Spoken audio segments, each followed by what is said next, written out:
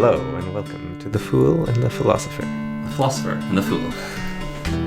So, do you know, we were talking about female athletes with XY chromosomes. Yeah. And I was wrong. I thought it was XXY, but it's XY.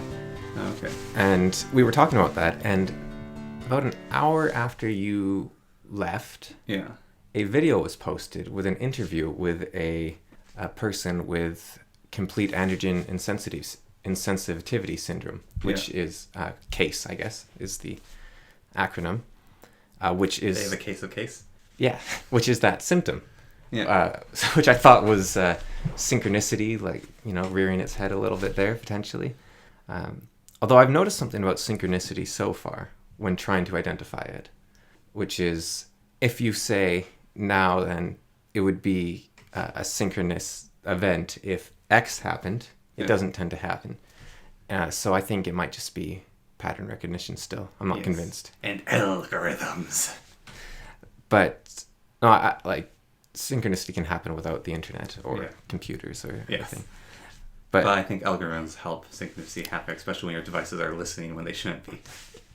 So this interview with this woman, she was a wonderful woman,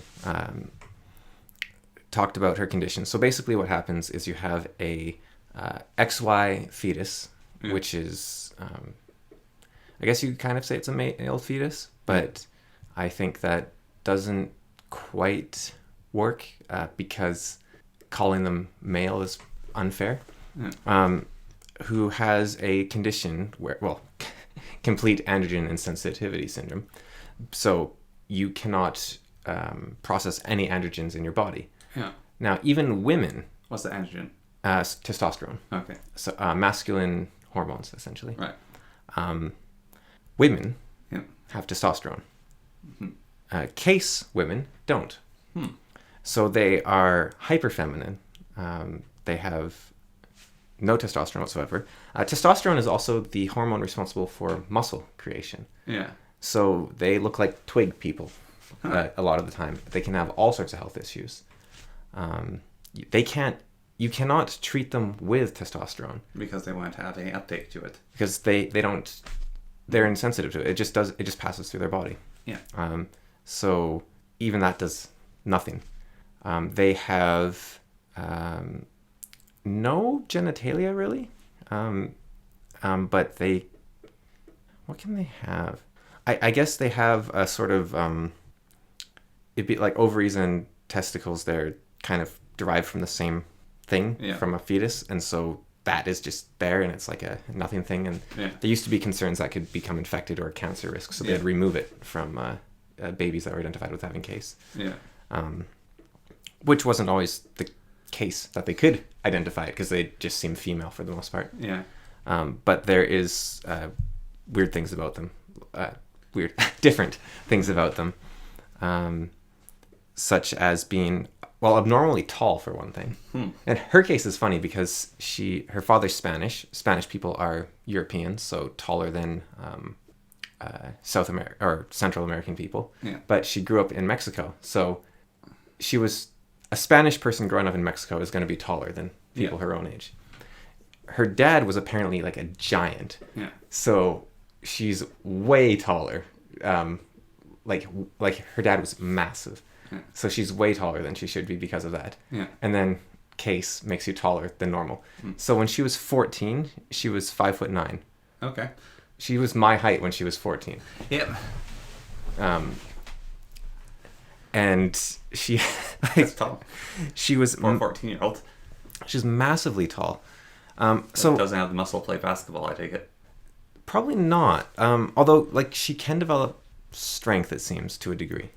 Just not muscle. So I don't really understand that. It's probably just like a matter of keeping your body the way it is instead of it falling apart to a degree. Tendons. And she... So she had a lot of problems actually growing up because people thought she was in her 20s or something when she was 14. And so that was an issue. And then people... her mom was a doctor, and one of the fellow doctors leaked her condition, and so she got insults like, "Oh, you're a real man, you're a boy, or whatever." And so one of the key things she talked about was the idea of intersex and the intersex identity. Yeah. like hermaphrodites, sort of. And she said that label is, and I didn't. It's funny. Do you ever, when you learn something, you think that everyone simultaneously in the universe has learned it, and the moment they start acting in a way ignorant to the thing you've just learned, you're like, how can anyone be so stupid and ignorant? Although you didn't know until like 3 days ago. I don't get that. I always assume you know everything. Supreme arrogance. And so when I learn something new, it is my duty to inform people of it, even if they possibly already know it. So that might be better. Because I will be like, how can anyone be so stupid as to not know that intersex is not a proper identity?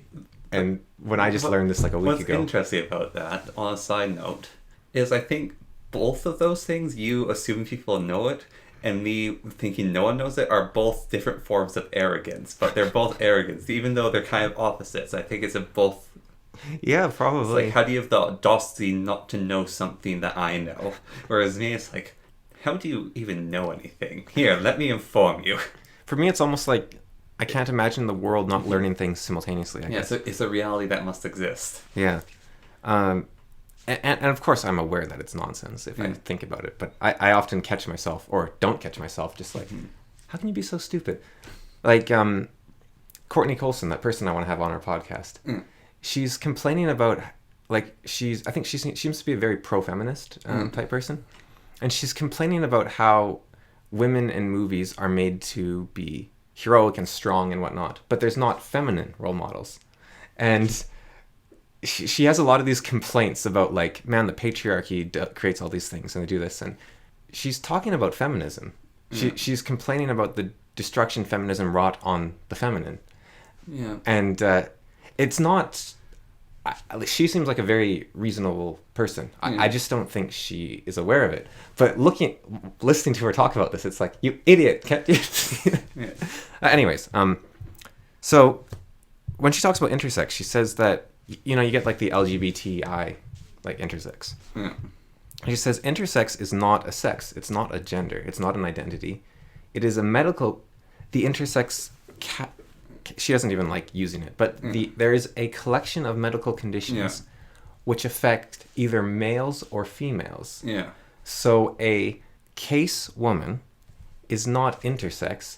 She is a woman with a medical condition. Yeah. Or a someone with XXY. Yeah. So XYY. Yeah, XYY. That's it. XXY is Down syndrome. Yeah. And that can be men or women. XYY is like it's not a hermaphrodite. It's a man with rage problems, I think, for a large part. Yeah. And no nipples or something. Weird muscular forming. The bone structures change. Facial structure. It's nasty one. It's ridiculously effective on the physique and physical appearance. Like their facial structure looks completely different and a whole bunch of Although things. I think even that isn't typically what people are talking about when they say intersex. They're talking more about people born with both sets of genitals. And I didn't even know this, but now she made a claim. I find that when people make claims, you should actually look into them. I didn't, so I'm just going to say that at the very least this is very rare. Hermaphrodites, true hermaphrodites, like they are doubly fertile, I guess you could say, don't exist, or if they do, it's incredibly rare. Yeah. So that's not really a consideration that is made. There's also in the Philippines a condition called, I can translate it to English. I don't know what it is in Tagalog. Tagalog? Why is it called Tagalog if they're the Philippines?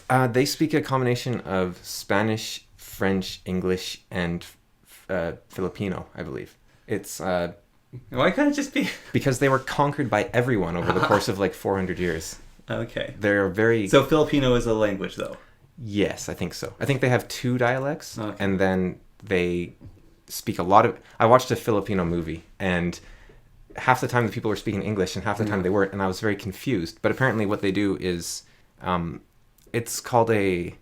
It's like a romantic language, that's not right, but you essentially speak English to be intimate with your partner, and then you speak Filipino or Spanish to talk to regular people. Or if you have a very impassioned speech you want to say, then you'd speak in English. Huh. But if you're talking normally, it would typically be Spanish or Filipino. Weird. Yeah, it was. So it's like in Lord of the Rings when the elves are talking and they start speaking High Noldor instead of just the normal Elvish, or when two people are talking and they switch to Elvish by like speaking the tongue of the West and then they switch to Elvish, or the Rohirrim will speak in their tongue, but then when they want to talk about something important, they will speak in the tongue of the West. Yeah, I think so. Or English speakers will use French occasionally to a small and we degree. use German. Yeah, sometimes. Yeah, but we use it to a much smaller, like Filipino. It'll be like sentences. Oh, okay. Anyway, we use words. Anyways, it's called boy at 15 or something, and it's a condition where the person appears to be female and then they just suddenly. I don't exactly know the mechanics of it. They receive a massive amount of testosterone or something. Like they were male all along. It's just they had. But suddenly they get the like chiseled jaw of Arnold Schwarzenegger. Oh no, it's typically more like they had inverted genitals or something, and then that resolves itself. Which, yeah, that's a pleasant image, isn't it? Anyways, but that isn't a intersex person. That is a man with a medical condition. Yeah. And so she's quite against, but she's also against the idea of identity, which it was such a positive message, actually. I don't know why, like, it seemed so obvious and positive, and I don't know why it seemed like that to me. But she's saying, why do you have to identify with, oh, I'm gay, I'm straight, I'm a male, I'm female. Why not just be you? Why not? Yeah. Like, so you have an identity, right? You are Connor, I am Cameron. Yeah. But you don't have to, I am... Category A, B, C, D, E. Like, I am gay, therefore I will do all the gay things and be very gay and declare war on Australia. Or, I am straight, therefore I will, like, just be you. Yeah, well, that's... And that's, like, the word cis, like CIS, and allosexual. Those are words that are designed to force identities upon groups. Which is someone who experiences sexual attraction. It's a normal person. Yeah. Cis is on the side of a normal person. Do you know the case of Japan? Because Japan's sort of very much of you are you.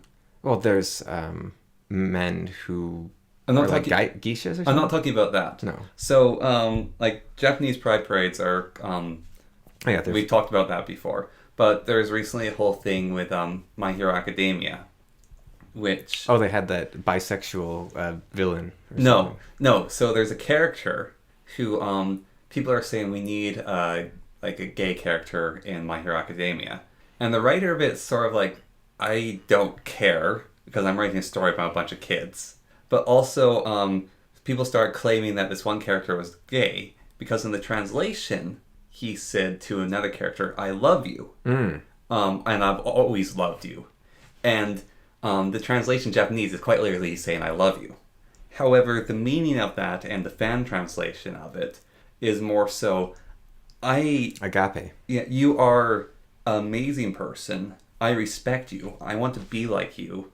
You're a person I love, like as a brother, like sort of the Lord of the Rings sense of like Sam loving Frodo as a person he can respect. Or the formerly, until the last 50 years, Western sense of love. Yeah. Like, the destruction of love by progressives is horrifying. Yeah. I think I talked about this with... Well, something else, though, with that character still note is so people are like, oh, he's the gay character. And then they started, like, looking at... Basically, they said, oh, he's the gay character. And they started looking at who this character actually was. And he's a massive pervert. He's an absolute jerk. He's completely despicable. Sometimes he's heroic, but usually he's an awful person. I'm like, wait, no, he's not gay. And the whole time the author's just like, doop, doop, doop, go keep writing the story, don't care. But it's like identity in Japan during imperialism became slightly a thing, but it faded out from them and they just stopped caring about that identity. I mean, nationality is a different thing, but like that sort of identity is just not important to them. I was actually surprised that, I guess Japan isn't in charge of this, but the Olympics, I'm surprised they allowed transgender people to compete in opposite sex categories, because that seems like something Japan would be against. Yeah. And there's a very simple solution to the whole transsexual thing, actually, in the Olympics. Just put them in the Paralympics. Because the Paralympics are not for subpar athletes. That would be an insult to the Paralympians. Yeah. The Paralympics are for people with a different set of abilities than the normal Olympics. Yeah. If you look at the case of the Blade Runner guy, Yeah, he was banned from the Olympics because he was too good. Yeah, well, I was reading articles about that Blade Runner, actually. He was one of the first Blade Runners, and he competed in running with other people. And there's a huge argument among different medical professions, athlete professions, of does he have a mechanical advantage? And one of the things was like, well, this guy, if he had actual like proper legs, then he'd be like the fastest person in the world. Then there's another argument on psychological things like, no, it's his lack of that and him then like overcoming it and using these blade things that he's really learned to use them, and so it's inspired him to be that athlete. And he would have just been like a mid-range athlete until he got here. And other people are like, oh, that just gives him a mechanical advantage because of the blade swing. Other people are like, no, the ankle's an important part of it. And so there's still so much disagreement on That's cool, actually. that. Just sidestep the whole issue. Yeah, there's so much disagreement. Like, it's basically, it's not even a 50-50 split. It's like 30-30-30 split right now on the Blade Runners that they have Paralympics for them. And then, like, the wheelchairs. Yeah, well, that's I was going to say, one that's not controversial is marathon wheelchairs. Yeah. That's like 50% faster. Yeah. Well, there's that thing. I don't know what it is. It's swimming. One of the swimming adaptations. So there's two different kinds of Paralympic swimming. There's people like the Canadian athlete who's from here, who has one leg. Yeah, one leg, and she just swims with one leg without adaptation. And there's a case of another person who has malformed feet, and instead of like using their upper body to do most of swimming and pounding their legs, they have specialized attachments for their feet, and they go insanely fast with those. And there's like even the making of blades, they're standardizing them because you could add springs to them to help with like extra spring to it. So there's a type of blade you use, and you don't use more advanced blades in it. They have to standardize the whole thing. And there's like a weird little wheel thing some people have on their chest for like this other event. And so they can go insanely fast. The thing to keep in mind is in sports, it's not about fairness, obviously. Yeah. It's about being interesting and allowing the most people possible to compete. Fairness, Michael Phelps is not fair. But I mean, if you look, like if you took like Floyd Mayweather, the greatest boxer of all time, and put him in a fight against Mike Tyson, he would lose. Yeah. Well, there's even a case, like, don't know everything, but he went up against a giant of a man. Yeah. And he couldn't knock him out. Although he fight Logan Paul or something? Yeah, that's what I'm talking about. Yeah, because Logan Paul's huge. Yeah, he went against Logan Paul, and he couldn't knock Logan Paul out. He pummeled him, and I think barely got touched. Yeah. But like he couldn't get a TKO or a knockout, and because of the event they were playing, it was only winning by TKO or knockout. Yeah. And so there was no winner because they weren't doing points. But if it had been points, Mayweather would have won by a huge amount. Yeah, and I've heard speculation that was staged slightly. Yes, staged slightly. But even like that can be the case. Yeah. Like so. Like a sumo wrestler is going to win against any other MMA fighter, basically. There's like a big guy, a dock worker that my dad knew who took martial arts classes, and it's like you try to throw this guy, and he'll only throw him if he lets you. And he was like doing something, exercise with someone, and he dislocated their shoulder because he was huge and really strong. Luckily, he knew how to set a shoulder, so after he dislocated their shoulder by accident, he set it and made sure, like, wouldn't be a super bad dislocation. But it's like, you actually can't fight a man this big without him letting you in the, like, rules they're playing by. Like, with, my experience in martial arts with, like, Aikido I did for a bit. A very small kid was trying to throw me. And he was doing all the techniques right. I had to jump so it would allow him to experience the throw. And I did that once for him. And then basically, like, this is what it's like if someone's an opponent you can't actually do it with.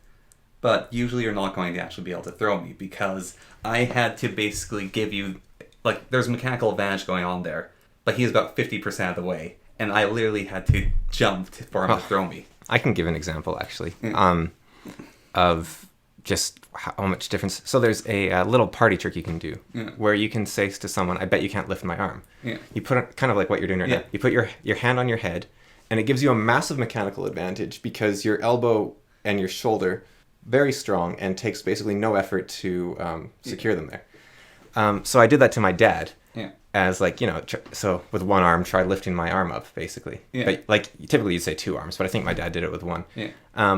And I was like an average boy when I did it. Like, I'm not strong or anything, but like strong enough that I can lift my own body weight because like kids can do that easy. Mm-hmm. So my dad just lifted me up entirely. Yeah. Like by my arm. Yeah. Like, it's like, oh, I bet you can't move my arm. It's like, just picks me up one arm. What reference are Dad's 6'4" or 6'? No, he's 6'2". Yeah, 6'2". I was actually sorry. He's tall. Yeah.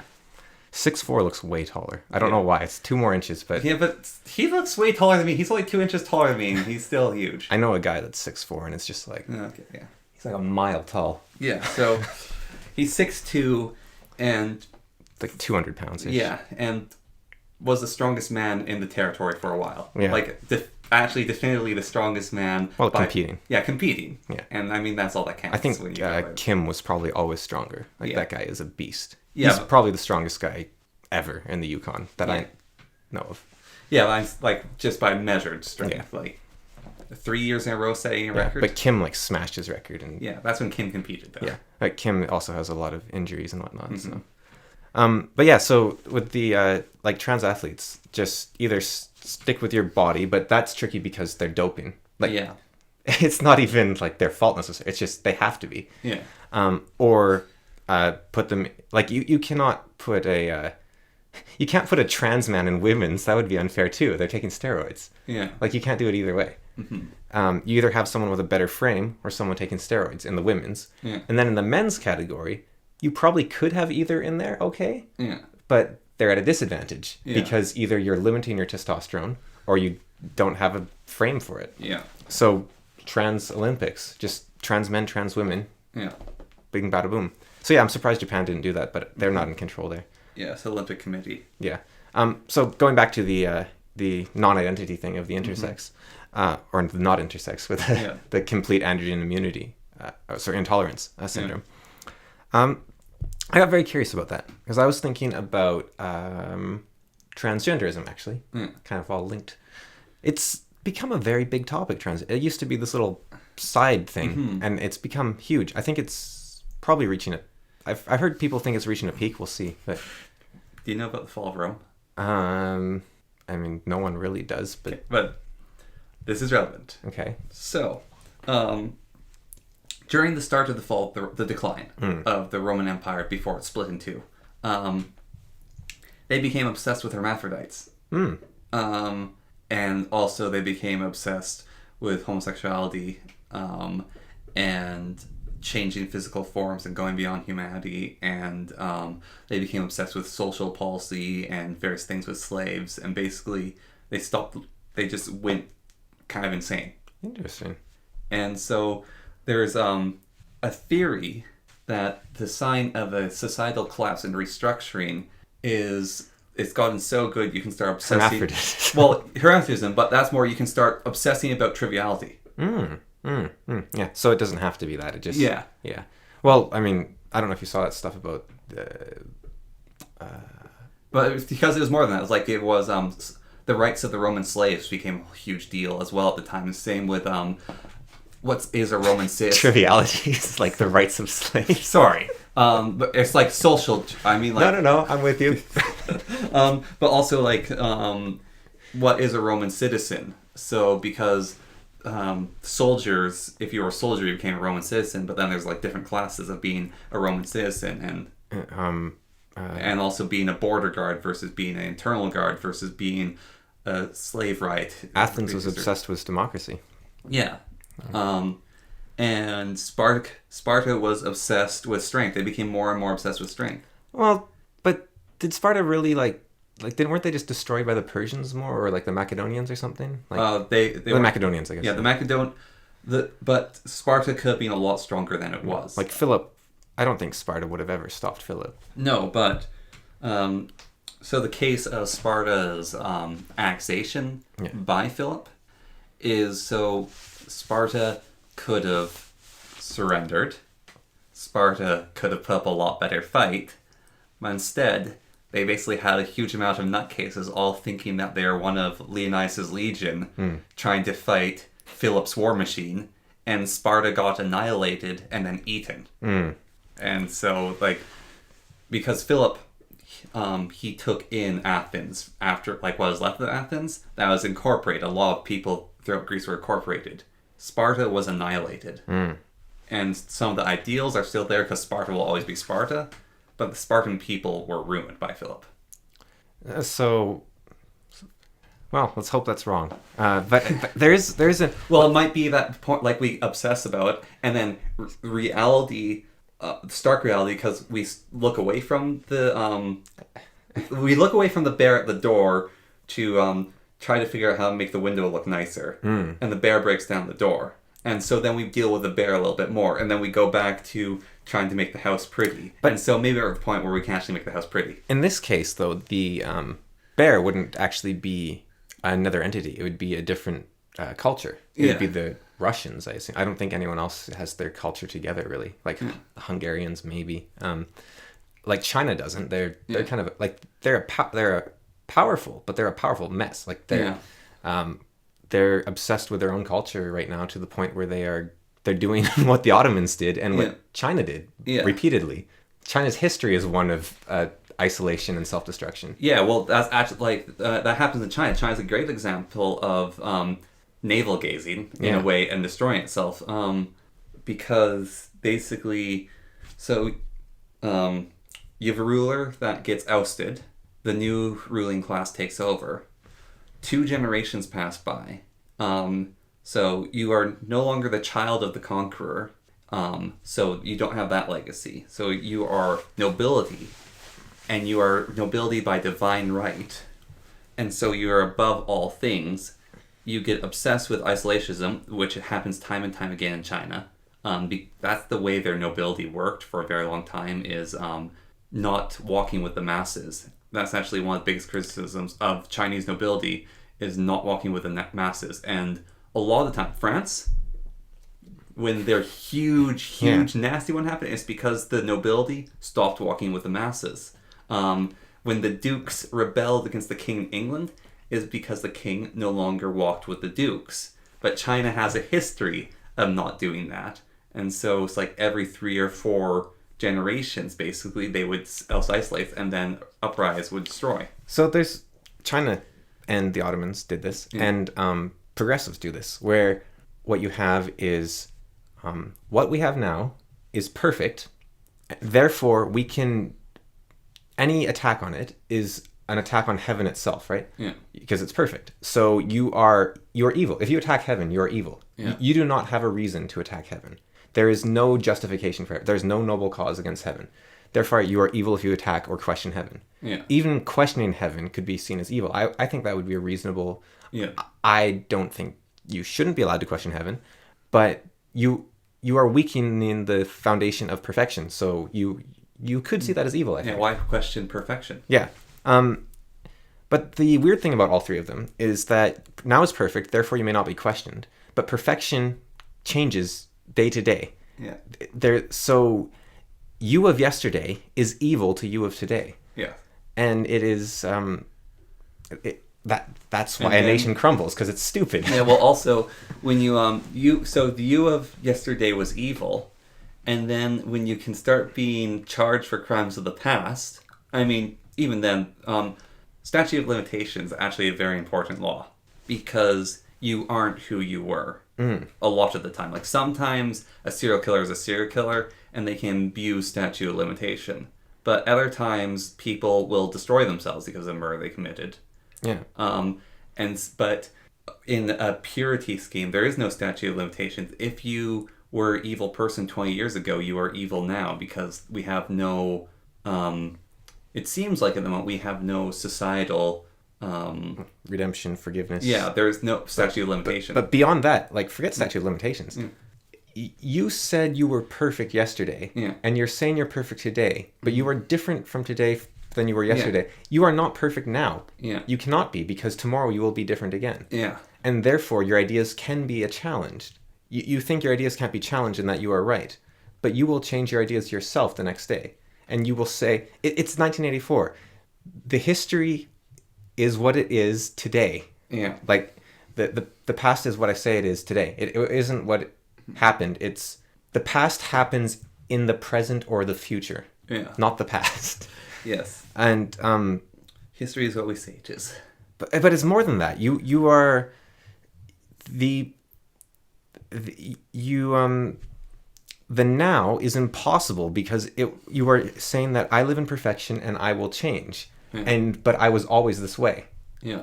And so what that leaves you with is fear and guilt, because you have to hide the dirty secret that although you are pretending you were perfect from the beginning, because everyone else is perfect from the beginning, you weren't. And so you are an imposter, and you are a demon hiding in heaven. You are a devil in heaven. Yeah. And what that means is that if you see another devil in heaven, you have to jump on them. Yeah, because they can reveal you're a devil. Oh, because you have to show that you are so pure, you're horrified that a devil could sneak into heaven. And also another devil can...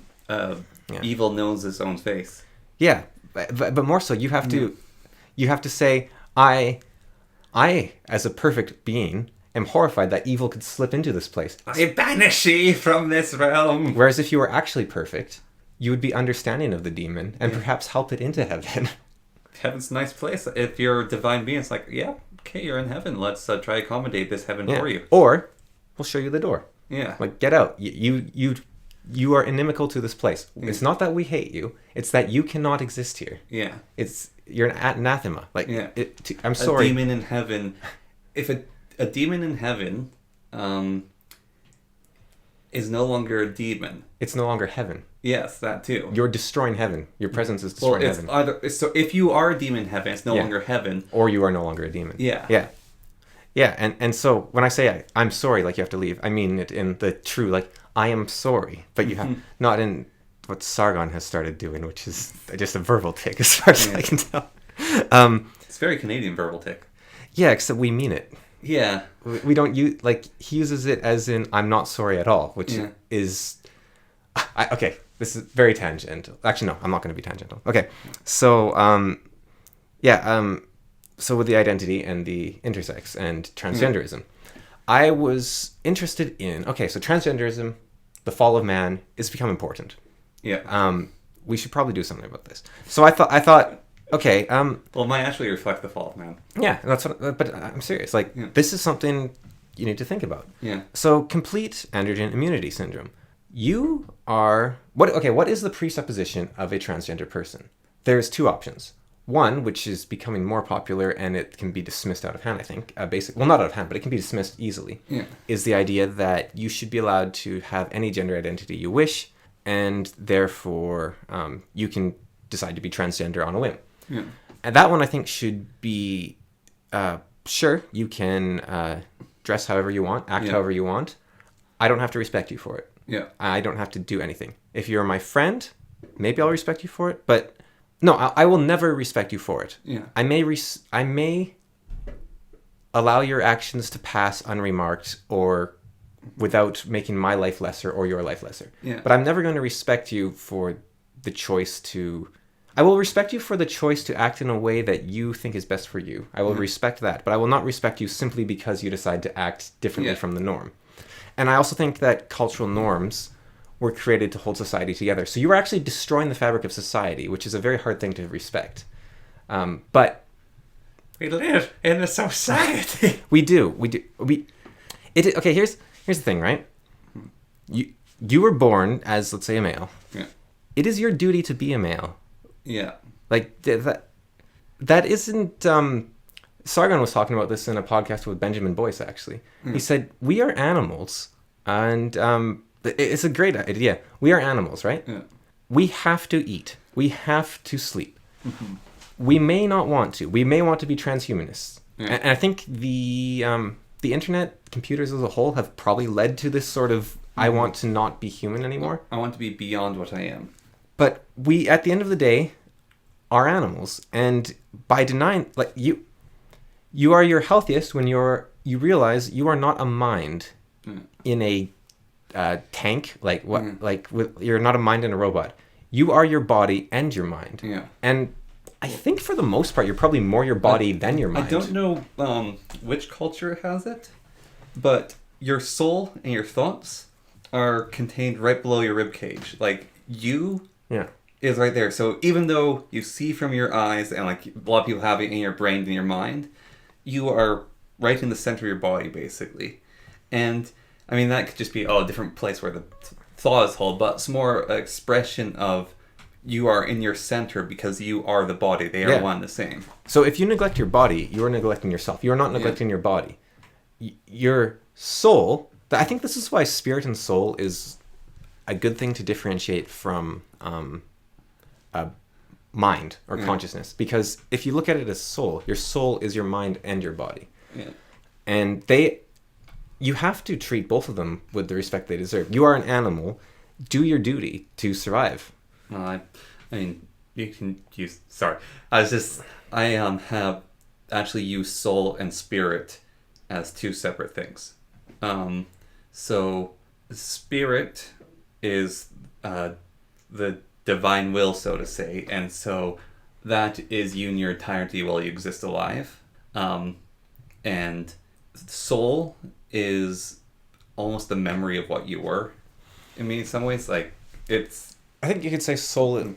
Well, to me, it's all definition. It's personal definition, but, like, a soul is what you are, but it's the memory of you as well. It's, like, what makes you up. Soul is your story. Yeah.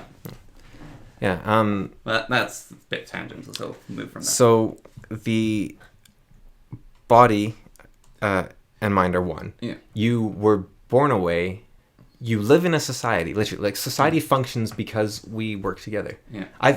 What has happened to me, right, is I have been writing the rules for defining a culture, and it has been a very enlightening and interesting experience, because in my rules, which are, based on the world, if you, say, are a French person and you go to Germany, you follow the rules of Germany, or the Germans dislike you. Yeah. And that isn't a punishment. That's just, you want to be here. You do what we do. Yeah. And I don't know. It's probably overly simplistic, but at the same time, to the extent that it works, it works.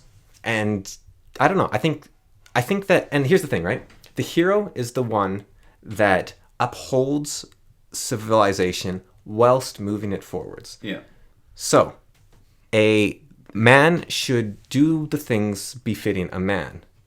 However, a man is also changing, because like a 17th century man is not a 21st century man. Well, so interesting in regards to what we talked about upper body strength. So I looked it up a bit more because I was curious about it. So we were talking about punching, and men punch 160% with more power than women. And so I was curious why this was. Partly, I was just like looking at the study that was actually done. So with elk, how they get bigger antlers, and that helps them fight. And so elk over time will get bigger and bigger antlers until it becomes impractical and their head lowers on the ground, and then those went out. So there's basically like a maximum good size for antlers. So in men, what is really good is being able to throw stuff and being able to punch other men. So throwing stuff lets you provide for your family, and that's the main thing that humans hunt with, is throwing stuff, besides running. And then punching other men is basically like locking antlers. It's basically the fight of like, oi, get away from my woman. And so the dimorphism is men and women weren't as different in the past as they are now. And so basically men slowly got broader and broader and broader shoulders because it was advantageous to be able to throw and punch stuff. And so that was a trait that increased. And for women, this is something that I knew but I recently relearned, is for our babies to have such big heads when they're born, women have developed bigger and bigger hips. And then the babies also have a collapsible skull to help with the whole thing. But so basically an advantageous thing for women is having bigger hips, and bigger hips actually affects the amount of power you can both punch and throw with. And so that's where that dimorphism basically split away. However, the further part of the study has found that by like if you look at a chart of increasing scaling, men no longer have as much as a need to punch each other, but they're still, a broad-shouldered man is still attractive, but it's not as necessary and hasn't been for quite a while. And so there's been a stagnation basically in the broadness of men's shoulders. Like in the extreme condition, it would have continued until we got freaks who couldn't fit through doors, and those would have been the elk with 2 big antlers. But we never got to that point. And the prediction is that men's shoulders will start getting smaller over time now, because with the transhumanism of using computers and all that stuff, there'll probably be other things that are advantageous, perhaps having fingers that can keep typing or something, or like being delicate and be able to work on machines. I wonder about the time scale of something like that. Like, I don't know if computers will last that long. Exist long enough. Yeah. Yeah. Well, that's just like a saying, if things stay the way they are forever. Yeah. If we cease advancement and continue in this state, then our adaptation to the environment will become like this. That is the best predictive tool ever. If things stay the way they are forever. Yes. Then this will happen. Yes. It's like in physics. It's like, okay, everything's spherical in a bubble. Yeah. And it's like, how is this useful? It's the way that physics has to work. Yes. So I wonder. So that's the one transgenderism, which I think, as I said, can be dismissed as, look, you are still male, but if you want to take on the gender roles of women to the extent that is possible, because it's not entirely possible even, then you can potentially, but you are hurting our culture. So you either have to. So here's the thing. Okay, I thought of an example with high heels actually. Okay. Let's say women are expected to wear high heels. They're not really. Both sexes consider them impractical to a degree. Yeah. Let's say they are. Women are expected to wear high heels. You don't like that. You're a woman. You don't like that. Yeah. You have two options, I think, if you want to live within society. Well, you have 3 options, I guess. If you want to live within society, you can not care what people think. Yeah. That is an option. But people will think poorly of you. But you can just not care. Yeah. The second option is that you can say, well, look, I am a woman. I will wear high heels. Because that's your job, in a way. Yeah. This is society. That's your job. Mm-hmm. That sounds very demeaning or sexist almost, but it's... Have you seen pictures of the 70s, 60s, 50s, 40s? Because this is actually something very interesting I've noticed about them. So, today, when you go to a street, a busy street, there's a general chaos of outfits. It's uniform. Yeah, it's the general outfits. They were uniform, and you can see it changes. Like, the style changes over and over, but they have uniforms. People wore certain things. And so the reason it is your job to conform to the culture is because that is why culture exists, because people conform. If you don't, you have chaos, and if you have chaos, then you don't have a way to interact with people. Yeah. You need a common ground to interact with people on, and you need a common way of being. So first 2 options. You can not care. You can choose to accept the dishonor of not wearing high heels. And I'm putting this in the frame rules of my game because this is what I've done with my game. Yeah. The second option is you follow the rules because they're the rules. Yeah. You gain honor from doing that. So we could even put into perspective Rim World. If you follow your culture, your colonist is happy. If you don't follow it, they become depressed and then eat people. So I came up with my rules before the expansion was announced, but obviously he's been developing this expansion longer than I have. So but I'm just saying there's a similarity of I have a cannibal in my colony who's super depressed because like, no, we do not eat people. It's like, but my culture is we eat people. And it's like, no, we don't. So if you don't care about your honor, you can ignore it. If you wish to gain honor, wear the high heels. Yeah. The third option is to be a hero. Yeah. And to be a hero, what you do is you develop a shoe that everyone agrees is better. Yeah. You say, look, maybe you wear smaller high heels so they're safer, and they're made of this material, which is more comfortable and looks better. Yeah. And you say, okay, there. You've become a hero. You've gone out. You have fought against the walls of the tyranny, essentially, the tyrant father. Yeah. And you've gone out into the wilderness. Yeah. You have discovered the better shoe. Yeah. And you have brought it back. Yeah. And so in my game, what happens is if you ignore a culture 3 times, you cross it out, and then your entire culture is dishonored. Yeah. And you must go on a quest to redeem that. And to redeem it, you do not create a new rule. Instead, you alter the existing rule. Yeah. So if it said women wear high heels, you could change that rule to women wear high heels on Sunday. Yeah. Or you could change it to women wear heels. Or you could change it to pretty women wear high heels. If you wanted to really... To go to the extreme... Insult. When the person comes back with a new high heel, they get beaten to death by a mob. And where I'm going with this is with the cannibal in my colony is... so he was becoming more and more depressed because I was basically saying, no, we don't eat people. And then he... one of our opponents, like a raid came, and we fought them off. And he dragged the corpse into our dining room and ate it in front of everyone, and everyone became horrified and really, really upset from that. And so I banished him from my colony because he's always depressed. He's too much of a liability to have there. He is not compatible with my culture. So you don't beat him to death when he returns. The going into chaos is what gets him beat to death. Sometimes you don't return. Right. However, if he can convince the mob that his way is better, or if he can reach a compromise with the mob, then he may return from the chaos and extend the boundaries of order. Yeah. And so it's not when you've come back, but it's when you're in the chaos is the point where the mob stones him. The chaos in this case of the high heels is everyone yelling at you and saying you're demeaning or whatever. You're like, why aren't you wearing high heels? You're not being a woman.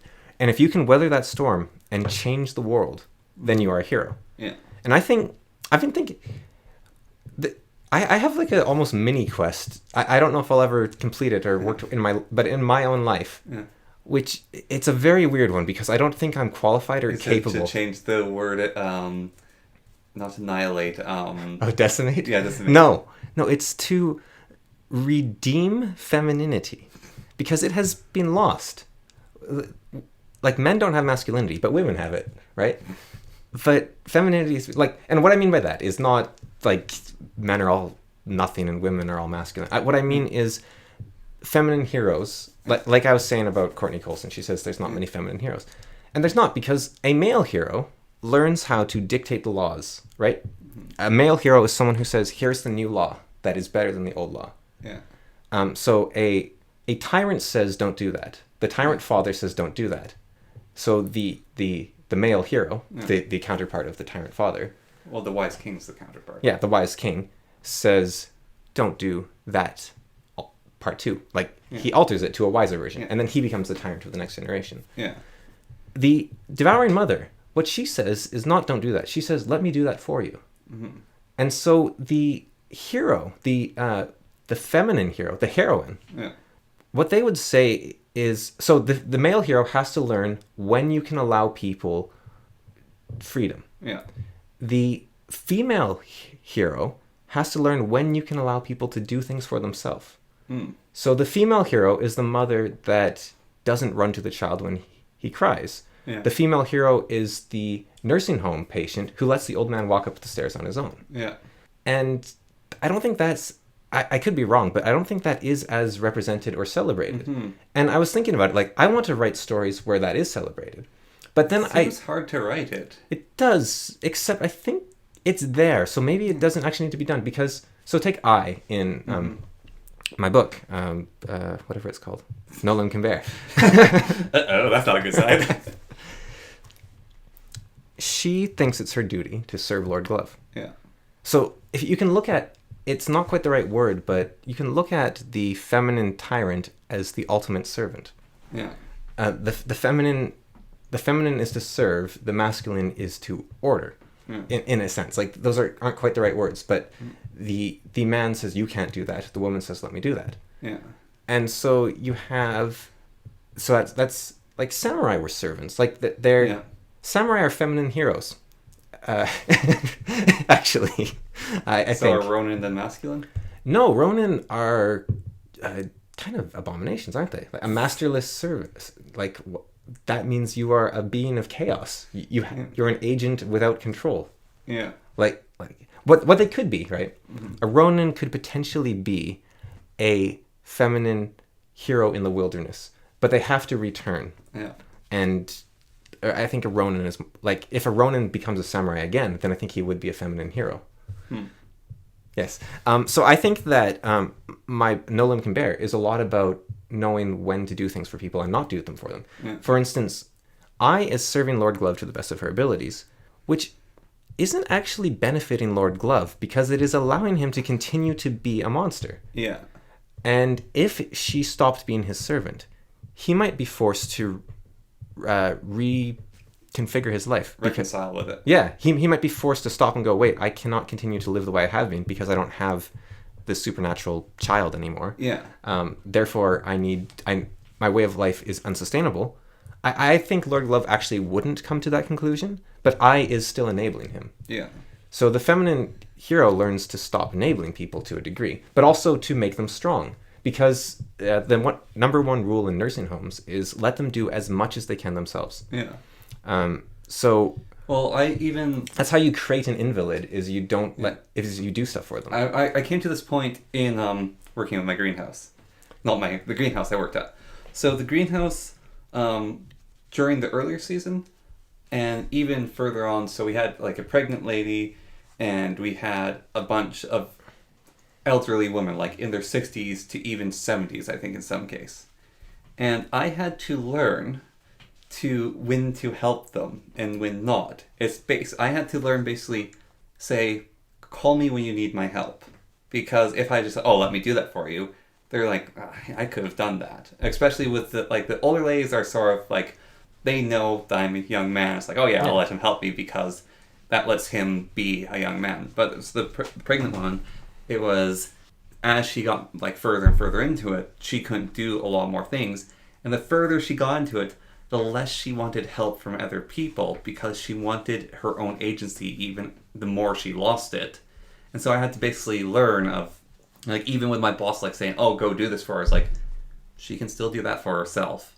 I have to let her do it for herself because otherwise she's going to be a little annoyed at me because I stole the little agency she had left away from her. Yeah, I think so I had to basically learn to let my coworkers keep their agency, even if they were struggling a little bit, and it slowed things down. It kept them happier being able to keep their agency. And I think that might be feminine virtue. I could be wrong, but that's what I've been thinking about. And of course, everyone's the yin yang, right? That's Jung talked about the anima and the animus, and men contained within them the perfect woman, which they were trying to impress, basically. Yeah. And women has the perfect man, same thing. Yeah. And you have the virtues of both, right? Because his idea was you have this spirit in you that is telling you how to be great as they are, and also you must be great in your own way. And I think I haven't read Jung, but I think what you might be getting at there, he might be getting at there, is, look, men need to be men, women need to be women, but part of being a man is a feminine virtue, and part of being a woman is masculine virtue. Yeah. Women should give good orders, and men should know when to help and when not to help. Yeah. And I think that there is why. Yeah. So the second transgender form. Well, even from that, like you're talking about relative to human history, a fairly new idea there. But if we want to go back to very, very old stories, and we're going to go biblical, that Eve, in a lot of senses of the story, was made out of Adam's rib. Eve is basically a clone of Adam. And so they are like almost the same form. At the center of yin is the growing circle of yang, and at the center of yang is the growing circle of yin. And so there's the Asian form. There's Adam. So Eve came from Adam. Yeah. And Adam wasn't really anything until he had Eve. So actually, Adam was defined by Eve. Yeah, well, and even if we want to go to the sub-story of Lilith, Adam and Lilith were both created, but they were not of each other. They were two individual beings, and they didn't work well together. And Lilith went off and created demons, and Adam rejected her. To put it simple, if you have a white piece of paper, Yeah. how do you draw a white circle on it? Mm-hmm. You need a black outline. Yeah. Like you needed Eve to define Adam. Yeah. And so actually, with the first kind of transgenderism I'm talking about, you were a feminine hero in learning, like first mistakenly helping people when you shouldn't, and then learning how to help them. Does that mean you now need to transition as a woman? No. Yeah, so gender roles, you can reach in and out of them. Yeah. And learn and take the virtues of both.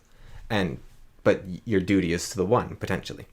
So the second kind of transgenderism is the more medical idea of you have even then, like, basically, me doing the feminine virtue was me deciding not to do the male virtue. Because... Well, the male virtue would be saying, like, implementing a policy. Like, if you are above 65, you are not allowed to lift pots. Like, maybe. I think it's also partly just taking a burden and shouldering it. Yeah. Well, I think that's what the feminine kind of is. Like, servant, right? Like, yeah, but I think masculine burden is also finding as big a rock you can carry and picking it up.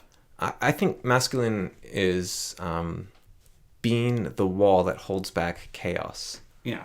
And I think that comes from picking up that rock. There is different ways to describe the same event. Yeah. So, yeah, it's up to you almost. So, yeah, the second kind of transgenderism is saying that, these people were born with the brain of a... Like, most men are born with the brain of a man. Most women are born with the brain of a woman.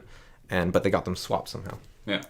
And in that case, it's hard to argue with. It's like, wow, that sucks. Fair enough, And but we even have brain scans that show that. It's sort of the case. Sort of the case. Not entirely, though. And here's the thing, right? So I was wondering about that. So, CAIS women. Yeah. They are male bodies with ridiculously high amounts of estrogen. Yeah. But okay, that's not fair. They're women, right? But if everything was functioning properly, they would be men. Right. But they are women. Okay. And that's the thing. They are women.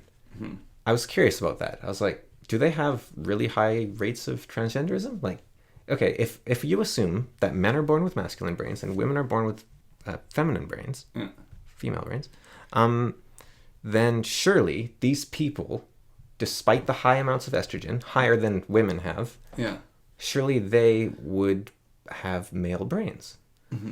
And so I was looking, so I looked it up, and in 2003 there was a study done they surveyed 45 CAIS women, I believe, and 45 just random women from the public, a whole bunch of variables, sexual orientation. I don't think they did transgenderism, but I can get to that because it's 45 people is not enough. It's way too rare. CAIS women are like 1 in 300. And then transgenderism is like 1 in 1,000-ish.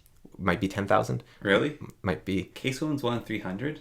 It's actually really high. Yeah, no, that's ridiculously high. Oh, sorry. I think that might be among athletes. It's higher among athletes, I think. Okay. Or something. Which is weird. Because they have no muscles. Yeah. Maybe that's the only time they ever noticed. So I don't know what the occurrence rate is, actually. Yeah. I have to look that up. Well, the number I saw was in athletics, they've noticed something like 1 in 300 women. Yeah. Yeah. So the number could be much higher in the general population then, actually. Yeah. Or lower. I'm not sure. It's not something you can really tell by looking at someone. Yeah. Like, even, like, someone might just be weak if you're trying to go by stick figure thing or something. Yeah. Or a different condition or whatever. But apparently some famous singers and whatnot have it because this woman works with other CAIS women. Yeah. So start looking at skinny singers like, Anyways, skinny tall ones. CAIS women are typically half a foot higher on average or something than other women. I think that was the number. Anyways, they found they were identical to normal women in every metric. Same amount of homosexuality, same amount of heterosexuality, same amount of depression, same amount of... they're the same. Yeah. That kind of, in my mind, defeats the idea of transgenderism being physically bound. Because it's unclear what caused it exactly, but it would appear that estrogen alone is enough to make you a woman. Yeah. Which means if your brain is telling you, I need to be a woman, then something's wrong. Yeah. Like, it isn't a woman. It has a part of it that's telling you that. And I've actually seen there's links to autism and OCD and what, like, gender dysphoria is becoming, it's very hard to actually look up. Yeah. I was trying to find studies and I can't. Yeah, no, Because it's buried under everything. But there's links to OCD. And so basically you get this idea, am I a woman? Maybe I'm a woman. Am I a woman? Maybe I'm a woman. Maybe. And that just grows and grows and it doesn't leave. And the only way to calm that down is to do something. Yeah. And so this actually leads to a point of gender neutral, non-binary, whatever. Yeah. That doesn't make any sense under either definition. Yeah. Which doesn't mean it doesn't exist. It just means that a piece is missing from that puzzle. Well, it's weird because there's two routes that can be picked with dealing with someone with transgenderism or even non-binary to a certain extent. And one of the problems with it, so we linked that to homosexuality. I think this is actually a problem, is linking them. Because they're both like, we're like, oh, those are both weird. Okay, we're playing the same category. And so, and I mean, you might know where I'm going with this, but I'm going to leave as I don't know what is right and what is wrong. But choice number one is there's something wrong with you. Let's fix your thinking. And ways to fix thinking is electroshock therapy was one of them. And there's therapy, a bunch of other stuff that you can do. So there's fixing thinking, trying to get to the bottom of what's going on in the head, and trying to return you to what is the societal collective. Or even not having a returning societal collective, but just saying, all right, this is what's in your head, and this is how you deal with it in your head. And choice number two is to destroy all of society, all of culture, and change everyone in the world but yourself. It's the easy choice. Well, sort of choice number two. That's a part, but it's like choice number two is instead of going after the mind with transgender people, it's going after the body. It's to tell the entire world to go along with your game of make pretend, make believe, dress up. Yeah, so instead of changing the mind, and even changing the mind could very much be a transgender person could just dress and act and live their life as is. Or it's completely changing the body, it's changing structure, trying to make yourself and then reality align with that instead. And trying to make reality align goes in two different ways. And the one way you're saying is destroying everything. And the other way is we figure out some miracle medicine that we keep advancing. We figure out miracle medicine. We just go, okay, this can now make you a woman. There you go. And the thing with that is, if that is your mindset, which I think is the only correct mindset if you are going to accept transgenderism, then the goal of transgenderism should be to be invisible. Yes, it is. Which means that transgender pride is destructive. Yes. Because there should be no transgender people on Earth. There should be people that you don't know their biological sex. Yeah. And so here's a thought experiment, okay? Mm. There is a Nigerian and an Australian man standing over there. Mm. Now, we don't know that they're Nigerian and Australian. Yeah. Oh, sorry, they're not Nigerian and Australian. I already got it wrong. Okay, There is a British and an Australian man standing there, okay? The British man is a second-generation Nigerian. Okay. So, his family's from Nigeria, but he's British. Yep. The Australian is German heritage, let's say, but he's an Australian. Yeah. I see one of them, I see something funny with one of them. Yeah. You don't know which one. We don't know anything about them. Yeah.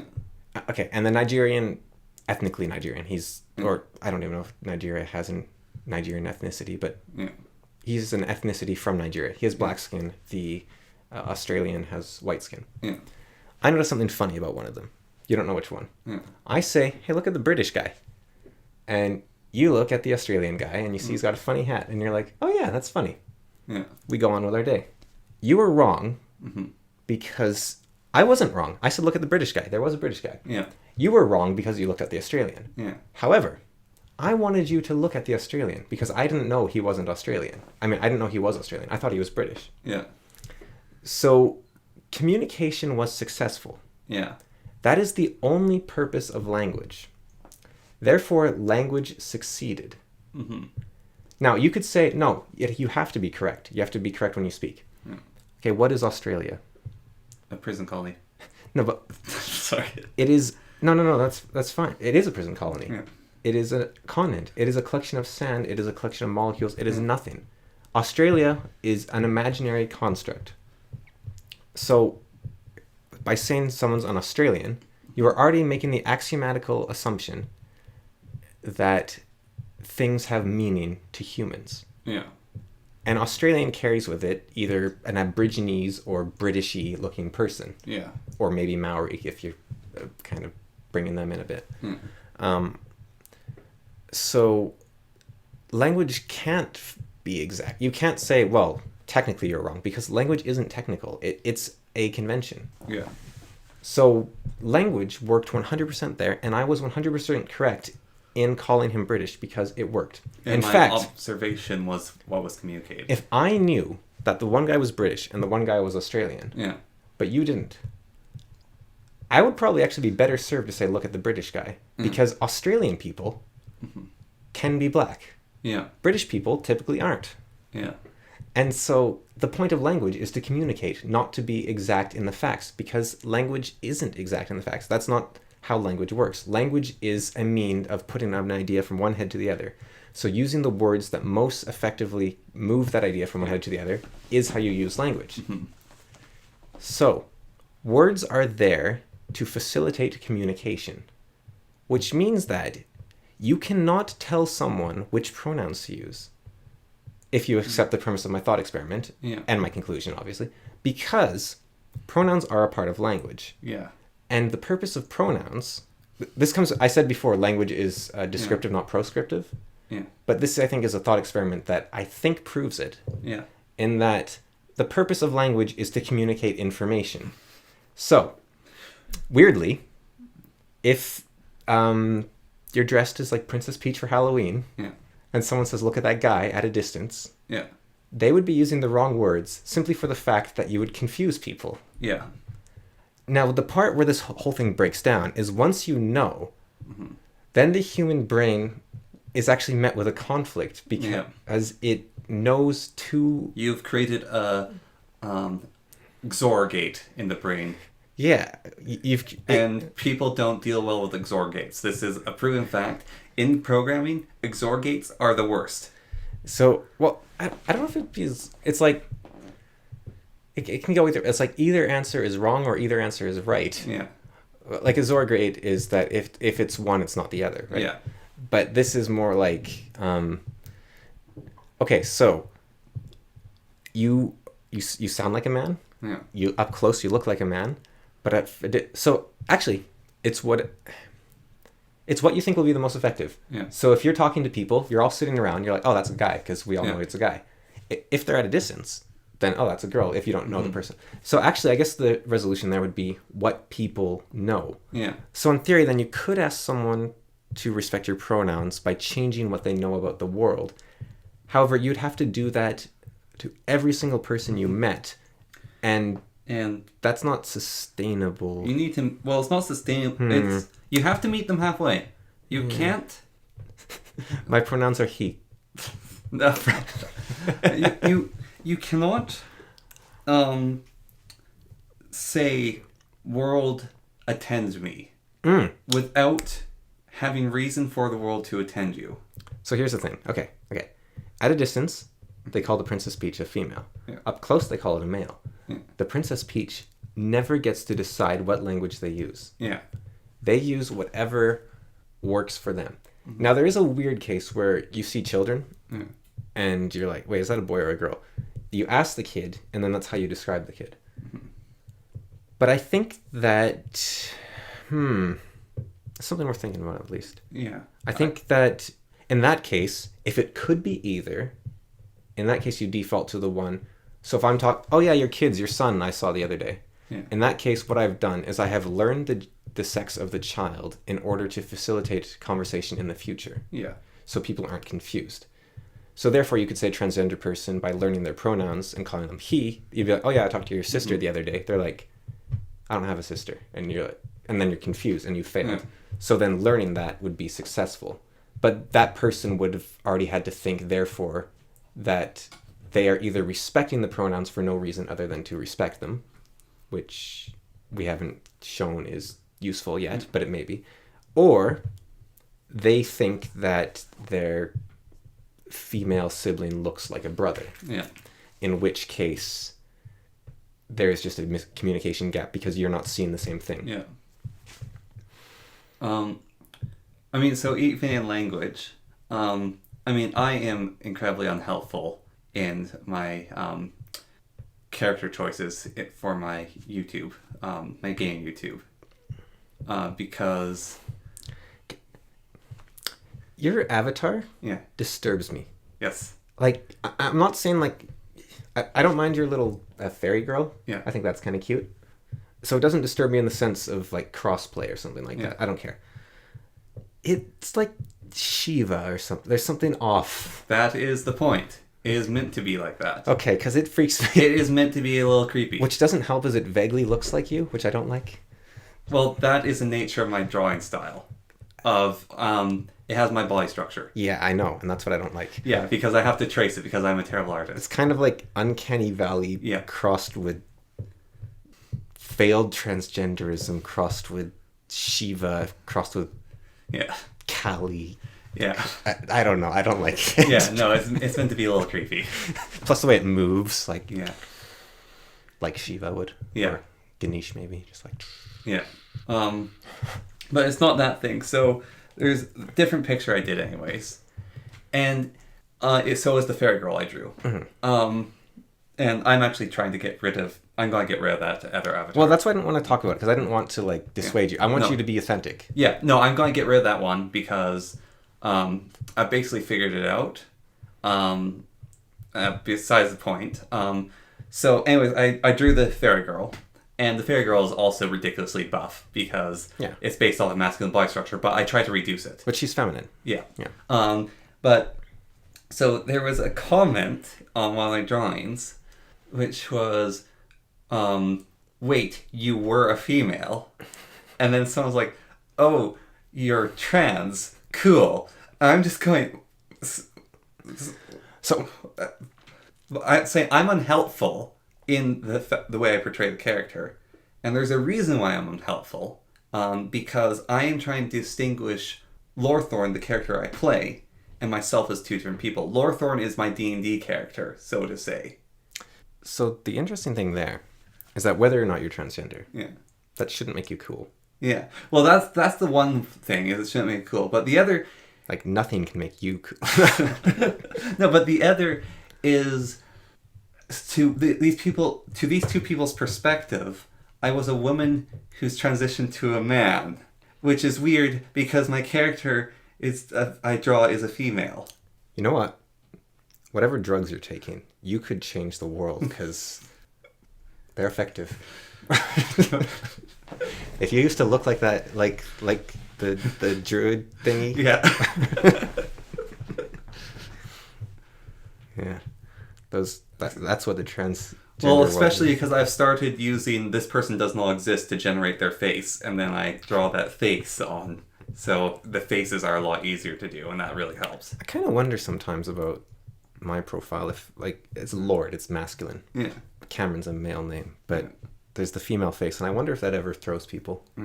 Well, I'm also, for like the anime faces, I'm going to use this anime character does not exist to generate those. I'm going to start doing that because it's quicker, and drawing faces is really, really hard. Drawing everything's hard. I'm not a good artist I am not a traditionally good artist. I am passable at the way I do art, but it's a really tedious kind of art, and I want to make it as fast as possible. And so I am learning tricks to make it faster. And then you learn that's what artists do. Yeah, basically, that's what they do over and over. Well, even... So, what I do is I take a picture of a real person or a real thing, and if I don't like the position of their arm, I will cut that arm off and attach someone else's arm, and I'll draw over it, or I'll reposition the arm if I can match that. But if that doesn't work, if the hand's not holding something, I'll put a hand holding the thing I want, and then I'll try to line up the proportions. So that's what I do. Other people go, okay, I'm going to draw a circle, and then I'm going to draw a square, and then I'm going to draw a circle, then I'm going to draw a square. Then once I have this whole thing drawn out, I'm going to then create the thing. And then eventually you don't need to draw the circles and the squares, but that's the start, is the drawing the circles and the squares. I mean, like, it's funny the scales of skill. Like, my friend said to me the other day, oh, you're just like fire on the piano. I thought, oh, that's nice of you. I just took the compliment. But I was thinking about it, and it's like, I'm high grade 6. I can probably play grade 8 pieces. Most people can barely play grade 1. Yeah. But, so it's like, compared to, I don't know, 80% of the world, yeah, I'm amazing, let's say. Yeah. Compared to another 10%, I'm probably average, above average, I don't know. Like the people that actually learn piano. Yeah. But then people who are actually like pianists, like not even good pianists, just like people that actually play the piano. Yeah. They're all grade 8 or 10, or it goes to 8, I guess. They're all grade 8, right? Yeah. Like minimum. And so like to an actual piano player, I'm not that good. And then among pianists, there's a massive range of skill. Yeah. And I am like, I'm not even on that scale, but that scale goes from like noob to expert. Well, I mean, with that noob to expert, with YouTube channel, so this one has, 5 subscribers? That's nothing. Yeah. Your channel has like 3,000. Yeah, but like the 5 subscribers is so little, it might as well be 0, because those subscribers, literally one of the subscribers is you. You always have one subscriber because it's your own channel. And then another one could be your mom. I mean, your mom's great and all, but she's going to subscribe to your channel.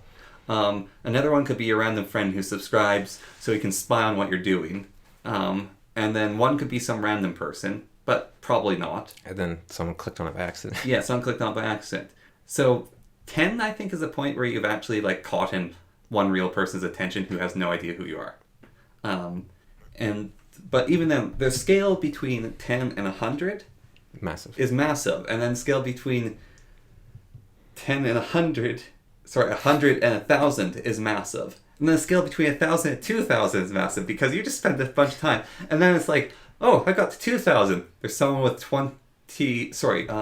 with 200,000. Yeah. And then you're like, that's insane. Yeah. And then there's someone with 2 million. And you're like, that's more insane. And then there's someone with 20 million.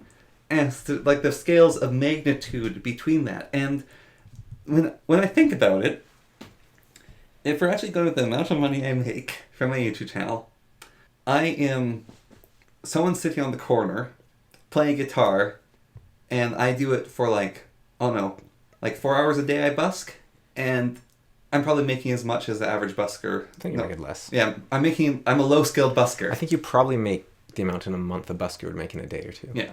Okay, yeah, I'm not to be too... Actually, no, sorry, you're making like several hundred now, I think, right? Not several hundred. Okay. It's 120. Okay, so yeah, you're doing better than a busker in a day. But, yeah. But a busker probably makes $30 to $100 a day. Yeah, so that's relative to amount, but then amount of people who stop by and listen, like there's a bunch of scales, and like our local rec center where there's performances, the amount I get viewed in a day would not fit in that rec center. Yeah, it's amazing. I'd be like, for that amount of people to cycle through, because there's also the amount of time, it's like average about 4 to 5 minutes is how long I get viewed, and the amount I get viewed is about 2,000 a day. So basically, I'd be sitting in Trafalgar Square playing, and I have enough presence to make about 2,000 passers-by stop throughout the day for about 5 minutes. And maybe someone will people will walk through, a lot of people will walk through, and other people will stick around for 20 minutes, an hour, and then leave. And that's where the statistics of 5 minutes comes from. But you start thinking about that scale, and even on the level of that scale, I am still so small, but so much bigger, and just like the levels of difference is like the piano levels of difference. Like, compared to most of the channels I watch, your channel's fairly large.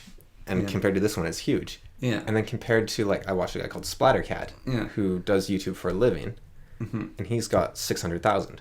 Yeah. And it's like, you're much smaller than him. Yeah. But he is tiny compared to established YouTube channels. Yeah. It's just ridiculous. But life is like that everywhere. Mm-hmm. It's kind of cool.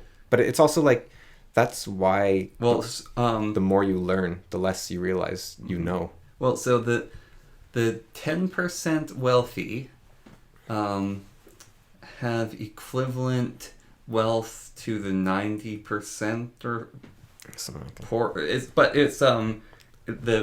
Pareto's distribution? Yeah. Yeah, Pareto's 20-80. distribution exists everywhere, and it's like when you think about Pareto distribution.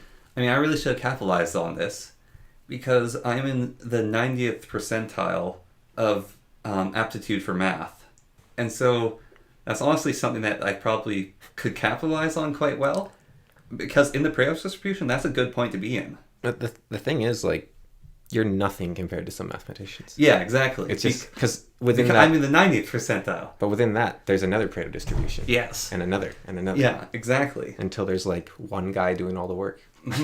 But it's like, compared to a lot and of course, I'm in the 90th percentile. That's as high as that test can get you that I took. I'd have to take a much more specific one after that, and it'd probably put me up maybe higher than that, but that's just where I'm in the 90th. It doesn't go to the 95th, that test, because that's too specific to test.